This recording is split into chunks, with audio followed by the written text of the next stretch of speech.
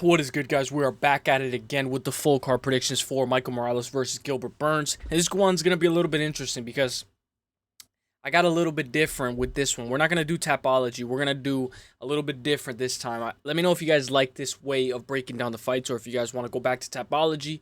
But let me know. No matter what, we got to break down the card. We can't talk about next week without talking about what happened last week.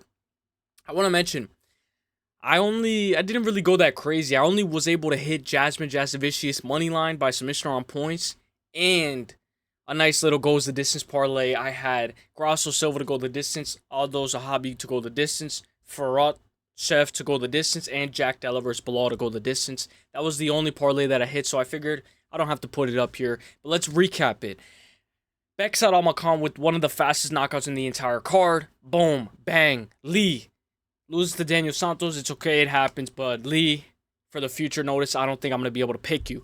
Farhat versus Silva. How bad is Silva now? It's actually kind of crazy to see that he was actually very good. And now he's like not as good as he once was. It happened. Sterling finally gets that dub over Ivan Ursulin. Ivan Ursulin and Ian Cutelaba were doing the same thing. Holding the guy against the fence, trying to stall out, trying to win a lackluster decision. I'm glad Sterling was able to drop Ivan Ursulin and take over that round and win. It was a very close fight. It was 1-1. Had me nervous.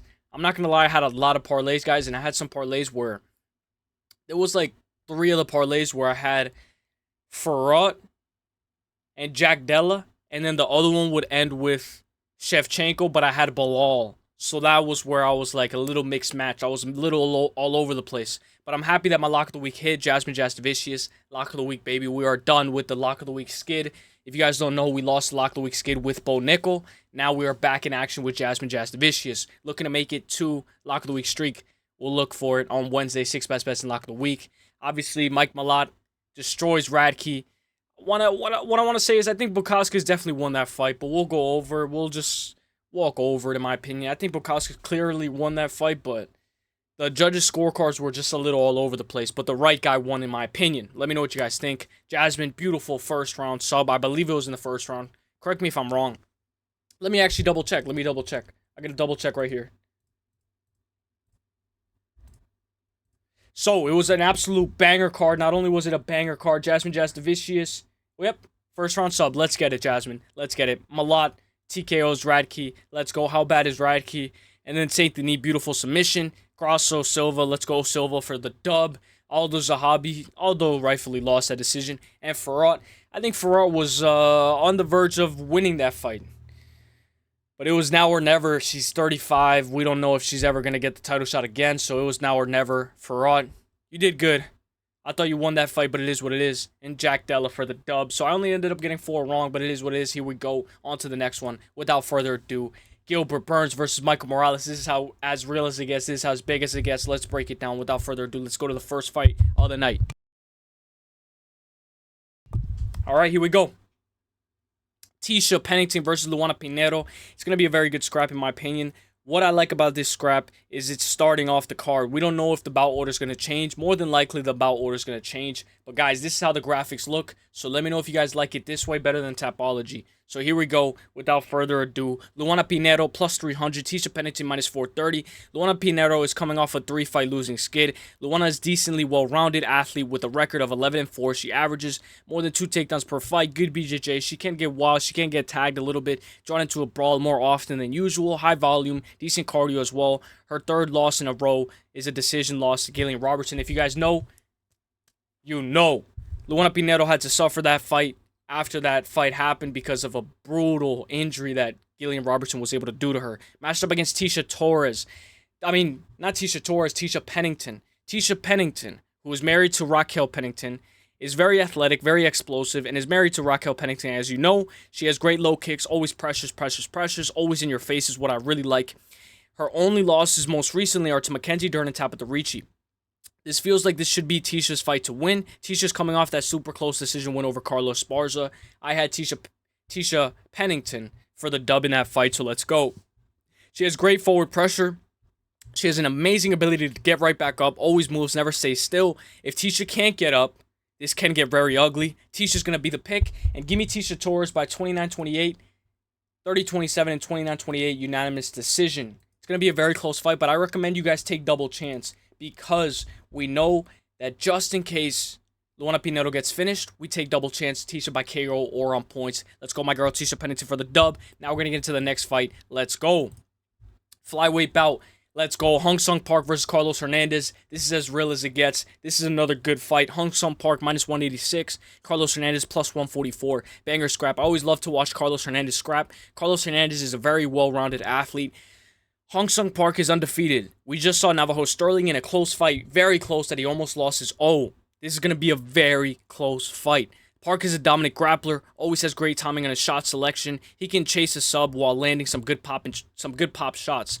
Park, most recent performance is a KO win over Shannon Ross, liver shots and ground strikes.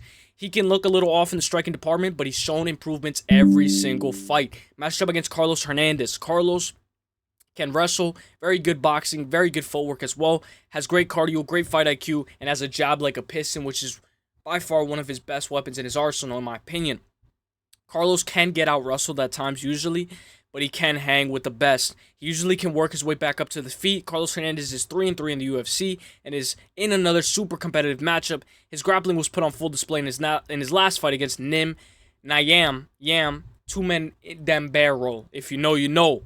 Park, as the favorite, makes sense. He should have the better grappling/wrestling. A true test for Park. Very good matchmaking here. I like what the matchmakers are doing. I like Park by decision. I'll go 29-28 Park. And I like the over 2.5 in this fight. But I'm very interested in seeing what you guys got, guys. Let me know what you guys got. Because this is going to be one of those fights where may the best man win. And if Hong Sung Park loses, he's going to be one of those guys who... Another one of those undefeated guys who lost their all in 2025. So give me Hong Sung Park by 29-28 unanimous decision. Let's go, my guy. Show me what you got. We'll see it. We'll see what you got, my guy. Let's get it. Here we go. Without further ado, Hong Sung Park by 29-28 unanimous decision. Let's go, my guy. Let's go. Next matchup. Elise Reed versus Denise Gomes. I like the way this is set up because you get to see both of them. You get to see how both of them match up. The only thing about Tapology that's different is you can see their last 5 fights very quickly. Denise Gomes, minus 500. Elise Reed, plus 340. A 1-800 gambler fight, in my honest opinion. Denise Gomes can get tagged, but is always down to plot forward and scrap. She's always in a fight. She's very durable, has heavy hands. Once she's in the fight, she throws the entire kitchen sink at you. She can be super dangerous on the ground as well. Good low kicks, explosive as well. Her most recent win, she showed a full display of cardio, volume, and pressure against Karolina Karolejczyk. Correct me if I'm pronouncing that wrong. Matched up against Elise Reed. Elise Reed moves forward, always pressures, good grappling, and amazing cardio. Elise is coming off a decision win over Jessica Penne. She can get held against the fence repeatedly. Jessica Penne kept holding her against the fence, and it was annoying to see. I don't like how Elise Reed can get held against the fence. Jessica Penne held her against the fence for over 4 minutes. The pick is going to be Denise Gomes.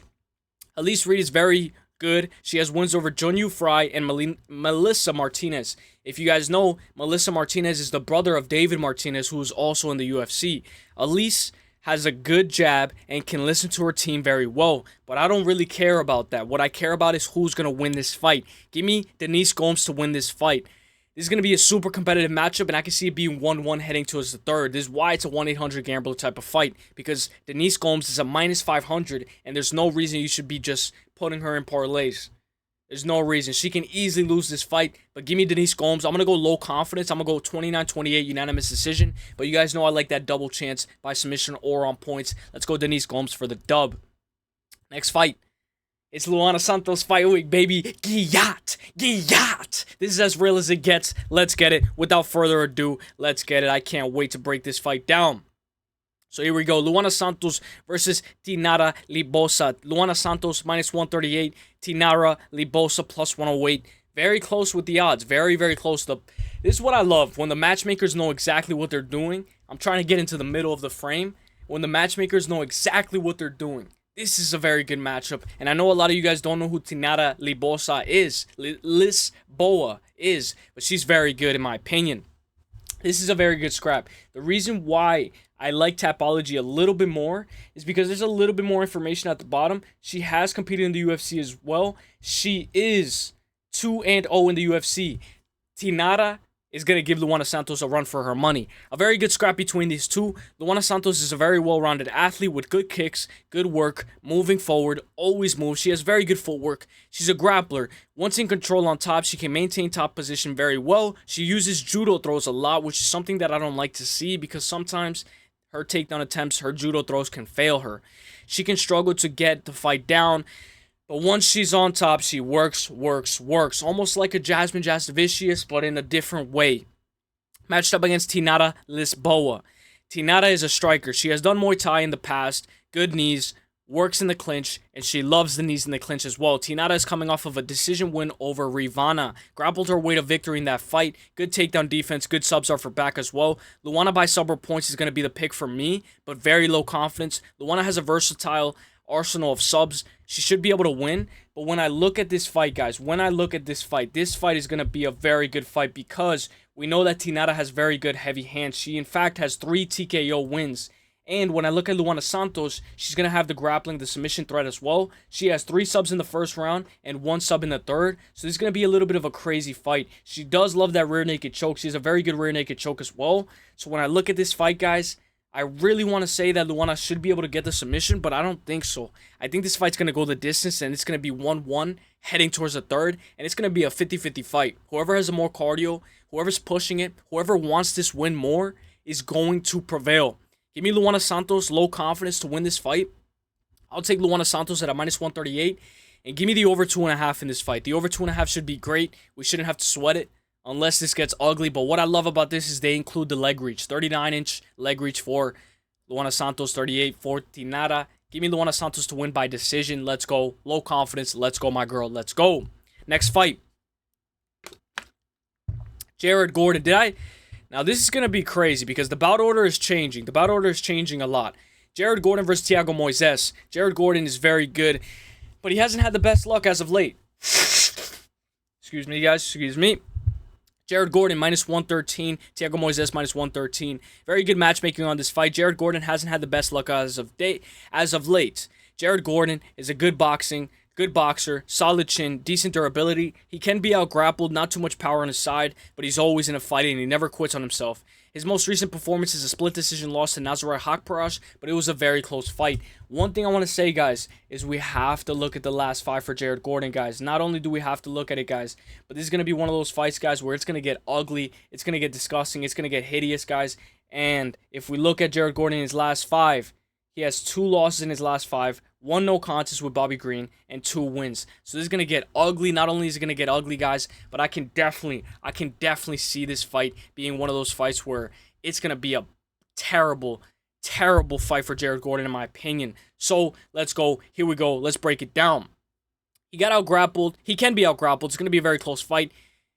Matched up against Thiago Moisés. Thiago Moisés has fought the best of the best, the who's who. A Brazilian grappler, great BJJ. Thiago is a very well-rounded, good striking, good grappling. Thiago has shown time and time again he is durable. He can maintain top control as well. Solid low kicks. Super young. He's coming off of that super close win over Trey Ogden. Trey made him work for that win. It was a super competitive fight, but he ended up losing that fight, Trey Ogden, and Thiago Moisés ended up prevailing in that fight. That showed that Thiago Moisés can face adversity. Jared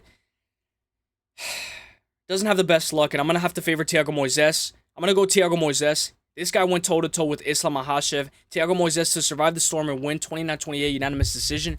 But, guys, we have to mention Jared Gordon's chin. Against Bobby Green, it was cracked, but it was turned into a no contest because of the head clash. But how many times can you get your chin cracked consistently?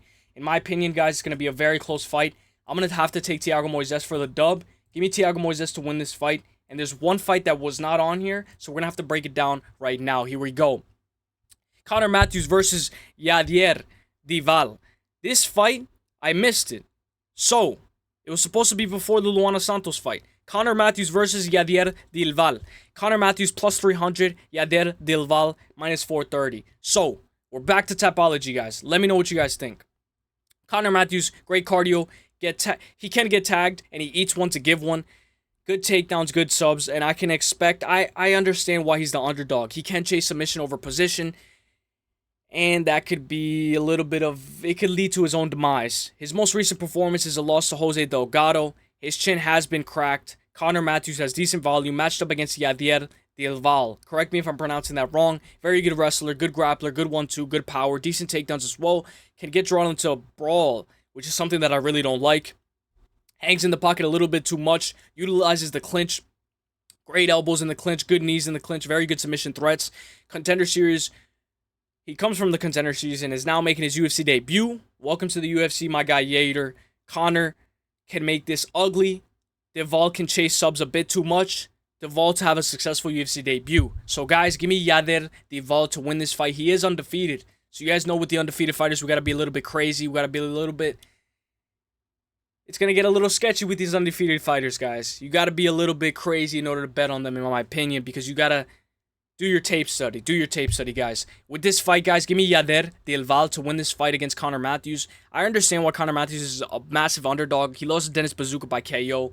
He lost to Jose Delgado most recently. Majority Tapology is going DelValle, guys. I think DelValle should be able to win this fight. He does have a 2-inch reach disadvantage, but I think you should be able to win this fight, guys. Welcome to the UFC for a successful UFC debut. I'll go Yadier by KO or on points. 29-28 unanimous decision if it's not a KO in the second round. Let's go, my guy. Let's go. Now we're going to go up the card, up the card, up the card. Let's go.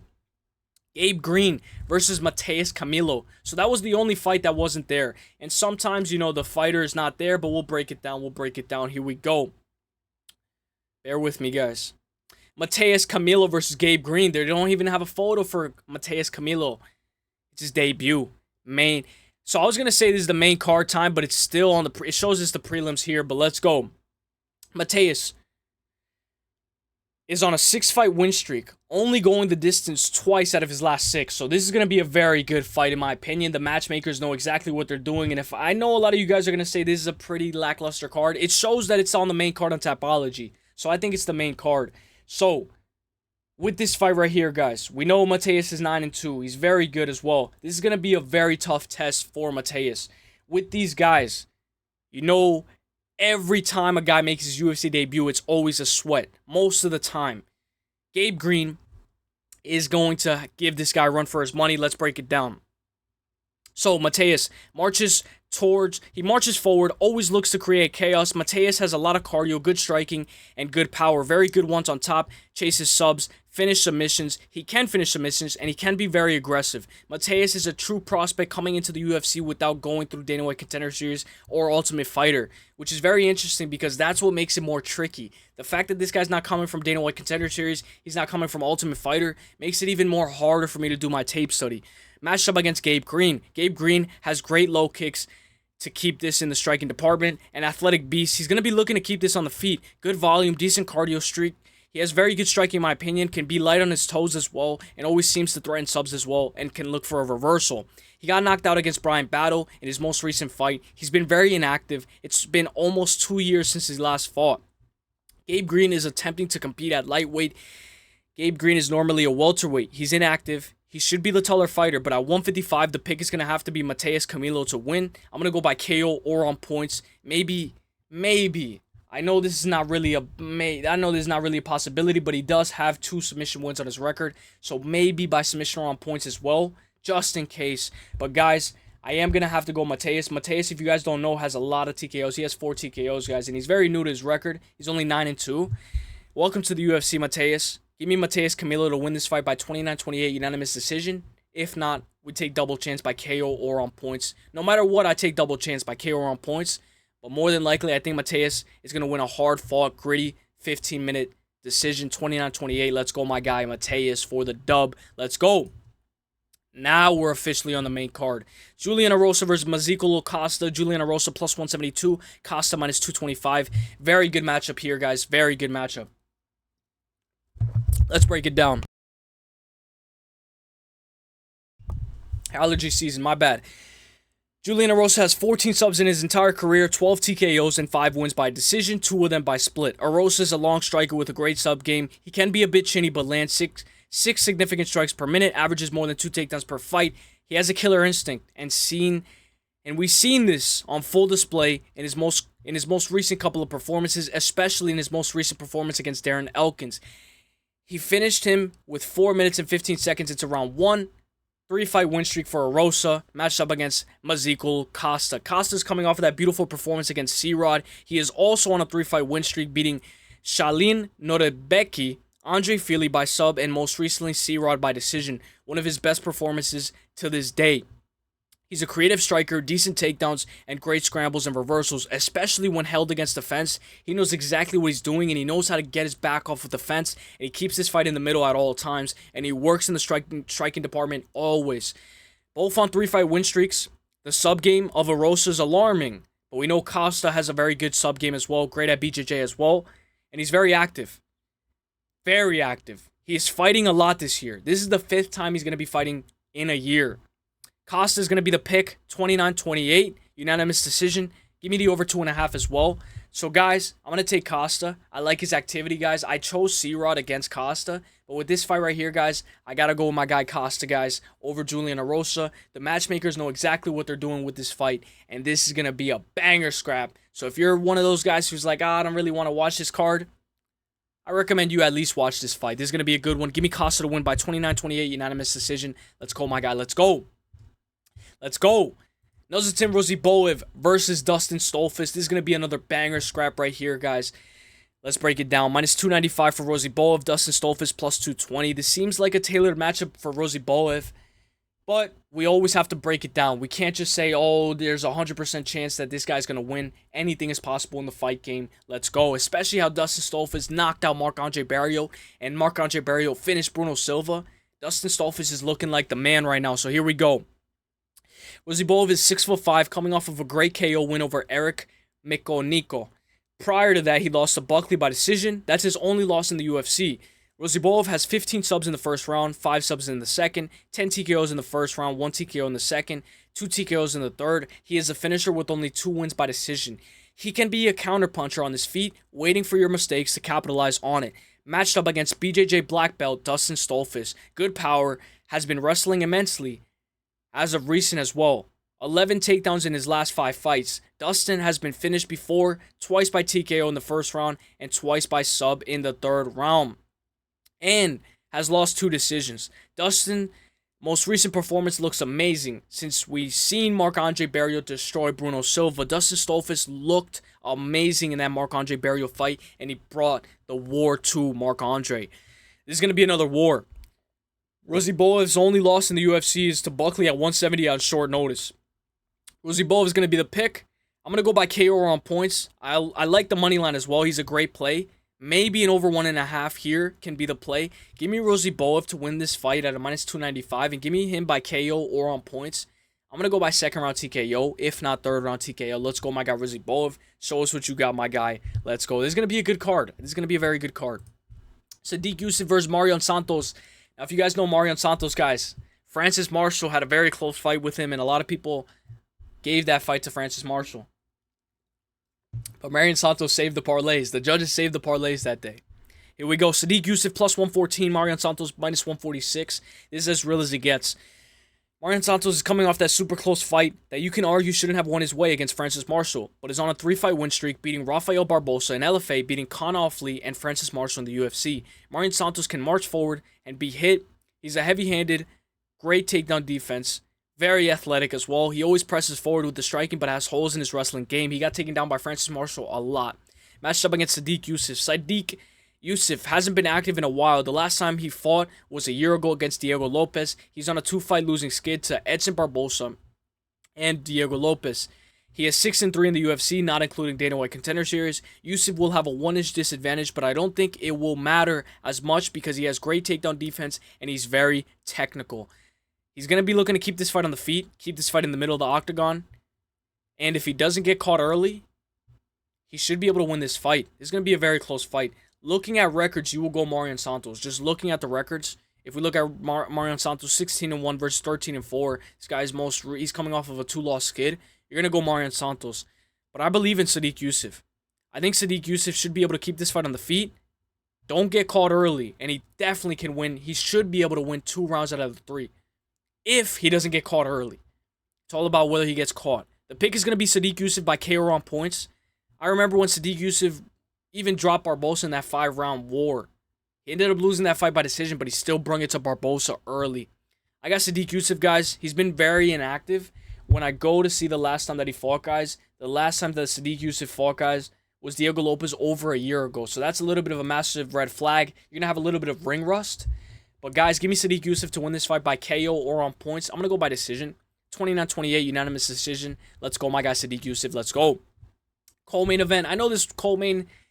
I don't know if you guys like this co-main better than UFC 315 co-main, but it is a good co-main, guys. Can't complain. Plus 340 for Paul Craig. Rodolfo Bellato minus 500. Paul Craig is 1-4 in his last 5. His only win in his last 5 is over Andre Muniz. By TKO ground and pound. We just saw Andre Muniz get put out by Ikram Alaskarov. So let's break it down. Paul Craig is on a 3-fight losing skid. Brendan Allen, sub-rear naked choke. Kyle Barella by TKO left cross. And Bo Nickel by decision. 5 months and 3 weeks ago, Paul Craig is the only man to ever beat Magomed Ankalaev ever. So you got to give him that credit, guys. We got to give him... He's the only man to beat Magomed Ankalaev, the champion of 205. Come on, we got to give him that credit. Paul Craig is a dangerous grappler, can take a beating, then come back and win. Paul Craig has a great ability to find subs out of nowhere. But he can't get the fight down if his life depended on it. He can't take you down. Paul Craig looked way bigger than Bo Nickel and still got outstruck. Matched up against Rodolfo Bellato, who was coming off of a super close fight that ended up resulting in a draw with Jimmy Crute 3 months ago. Rodolfo Bellato, only 2 losses are to the same guy, Vitor Petrino. This guy Bellato lost to Vitor Petrino twice. Like, that's as bad as it gets, guys. That's as bad as it gets. He has bombs in his hands, can sometimes struggle to get the fight down, but he chases subs. Once the fight is down, he can land some good pop shots. Works. Jimmy Crute got a 10-8 in the first round over Bellato. Bellato showed that he could face adversity, and he has that dog in him, and he went on to make it a draw. The fact that he got 10-8 in the first round and won the second and third, that means he gave it all. He threw the entire kitchen sink at Jimmy Crute. He did everything that he could to win that fight. Bellato is durable, and he can grind out a fight if this fight gets risky, if this fight gets gritty. I'm going to go Bellato, guys. We know Bellato comes from LFA. And one thing that I really like about Bellato, guys, is his background in LFA, guys. If you look at his background in LFA, guys, he's actually 4-0 in LFA. He's never lost in LFA. So he's actually very good in LFA. I think he should be able to finish Paul Craig, guys. Give me Bellato by KO or on points, and I'm going to take the over 1.5. Maybe even an under 1.5. But I like the over 1.5 just in case. So give me Bellato by KO or on points. Let's go, my guy. May the best man win. But let's go Bellato for the dub by KO or on points and the over 1.5. Let's go. I'm going to go by third round TKO, maybe second, but late third round. Let's go. Main event time, boys and girls. Main event time is here. Here we go. Gilbert Burns versus Michael Morales, guys. Let me know if you guys like this better than Tapology. Let me know, guys, and be honest, because we can always go back to Tapology. We had one fight that we broke down with Tapology. So there's a little bit of a mix-up, a little bit of a mix and match because that fight wasn't on this UFC website. So here we go. Gilbert Burns plus 400, Michael Morales minus 620. Gilbert Burns turns into a BJJ black belt. He is very good. I said he turns into. Gilbert Burns is a BJJ black belt. Great power. What I like about Gilbert Burns is that he dropped Hamza Chimaev. He has shown to have longevity in the UFC as well. And who remembers when Gilbert Burns had that run at 170? When he beat Tyron Woodley and he went on to go and fight Kamaru Usman for the title. Ever since Gilbert moved up from lightweight to welterweight, he's done so much better. He's filled out so much more. He's had so much more power. And he's been able to compete with these guys, the best of the best, at 170. Gilbert has fought the who's who and always made every single fight that he's been in competitive, even when he loses. Even when he lost against Kamaru, he was bringing it to Kamaru. Gilbert went on an insane run at welterweight, beating everyone, all the way up to Damian Maia and Tyron Woodley. He went into a 5-round main event with Tyron Woodley and destroyed him. He dropped him in the first round, I believe, and ended up dominating by decision, 50-45. He then lost to Kamaru Usman, former champ, due to the jab constantly tagging him. Gilbert's most recent win is Jorge Masvidal, which is a massive red flag. He's on a massive skid. 3-fight losing skid to Bilal Muhammad, Jack Della Maddalena, and Sean Brady. But to be fair, guys, those are the top 5 welterweights. So, no shame. Burns should be ready for 5 rounds. He looks more cut. If you guys know Matty Betts, sometimes he shows pictures of Gilbert Burns. And him heading into this fight week, guys, he looks cut, he looks jacked, and he looks ready to go. Burns should be way ready for this fight. He should be more than ready for this fight. It's going to be a very close fight, in my opinion. May the best man win. Matched up against Michael Morales. Michael Morales is a beast, undefeated as well, which can make this sketchy. But at 17-0, I think he can utilize his footwork, height advantage, and his 8-inch reach advantage. At only 25 years old, Michael Morales still has so much to learn. This is his first 5-round main event, against a true veteran in Gilbert Burns. The matchmaking on this card is phenomenal. The Ecuadorian has a great jab, good takedowns, good inside trips, can work, and he has a very good one too, and he's very defensively sound. His most recent performance is a KO win over Neil Magny. This is a 38-year-old versus a 25-year-old. This is a true test for Michael Morales, guys. I am going to go Michael Morales. He's a massive favorite. Burns just lost to the champ and the former champ, so he is always a dog, and he's always going to come to the scrap. Even against Sean Brady, guys. He wasn't getting out-grappled like the way Leon Edwards was getting out-grappled. Gilbert Burns was still hanging in there with Sean Brady. The pick is going to be Michael Morales to work his leg kicks, utilize his reach advantage, work that jab, utilize his height advantage as well, and his fight IQ. I believe he should have the better fight IQ, but we know the experience is going to be on Gilbert Burns. I can see Michael Morales stopping Gilbert Burns with an accumulative amount of strikes, overwhelming him, dropping him, and getting the job done. Michael Morales by KO or on points in order to get a little bit more value, a little bit more squeeze out of that minus 600 favorite. I think Michael Morales should be able to win this fight by 3rd round TKO or by 48-47, 49-46, or 48-47 unanimous decision. Let's go. This is going to be a banger scrap. And I know I said that this is going to be a very close fight. I honestly believe it, guys. I think Gilbert Burns is going to start off very fast, very good, very explosive early. And I think even if Gilbert Burns gets finished, he always makes it a competitive fight, and he always makes you work for it. Against Hamza, he had to work for it. Against Kamaru, he made them work for it. Against Sean Brady, he made him work for it for 5 rounds. You should see the exchanges and grappling between him and Sean Brady. I think Michael Morales would impress me if he's able to take down Gilbert Burns. I got Michael Morales by 3rd round TKO or 48-47, 49-46, or 48-47 unanimous decision. Let me know who you guys got, guys. Let me know. I hope you guys enjoy this video, guys. May the best man win. Here we go. Let me know if you guys like this graph, or if you guys want to go back to Tapology. Let me know. Be honest, guys. Drop a like, guys, if you guys haven't already. I'll see you guys in the next one. 6 best bets and lock of the week drops Wednesday. Let's go. God bless. May the best man win. Michael Morales for the dub. I'll go 3rd round TKO or by decision. Let's go, my guy. I'll see you guys in the next one. Let's get it. May the best man win. God bless. Thank you guys for the support. We're about to hit 2,400. I'll see you guys in the next one. See you at the top. Peace. Hey, let's get it.